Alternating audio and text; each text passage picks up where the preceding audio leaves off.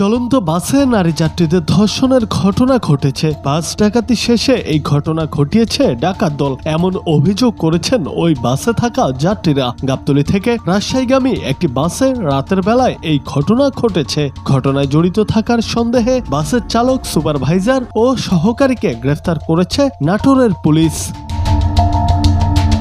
গতকাল দুপুরে বড়ইগ্রামের থানার মোড় এলাকা থেকে তাদের গ্রেফতার করা হয়েছে বলে জানান বড়ইগ্রাম থানার ওসি মোহাম্মদ সিরাজুল ইসলাম। তিনি বলেন, ঢাকা থেকে রাজশাহীগামী ইউনিক রোড রয়্যালস পরিবহনের বাসটি সোমবার রাত 10টায় গাবতলী থেকে ছেড়ে আসে। পরে গাজীপুরের চন্দ্রা এলাকায় বাসটিতে আরো কয়েকজন যাত্রী ওঠে। বাসটি টাঙ্গাইল জেলায় আসলে নতুন যাত্রী সহ পূর্বের কয়েকজন মিলে বাসটির নিয়ন্ত্রণ নেয়। তারা যাত্রীদের মালামাল লুটপাট এবং 2 নারী যাত্রীকে ধর্ষণ।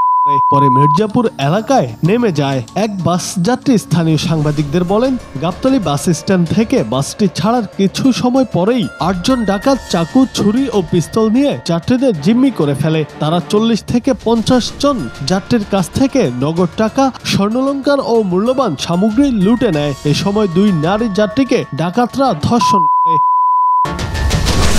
পরে ডাকাতেরা বাসটিকে টাঙ্গাইলের মির্জাপুর এলাকায় নির্জন স্থানে থামিয়ে পালিয়ে যায়। বিষয়টি মির্জাপুর থানাকে জানানো হলেও তারা কোনো ব্যবস্থা নেয়নি বলে অভিযোগ করেন তিনি।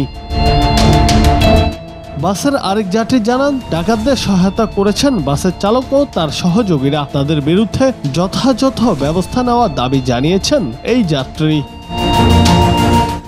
জুনায়েদ আহমেদ, বাংলা টিভি।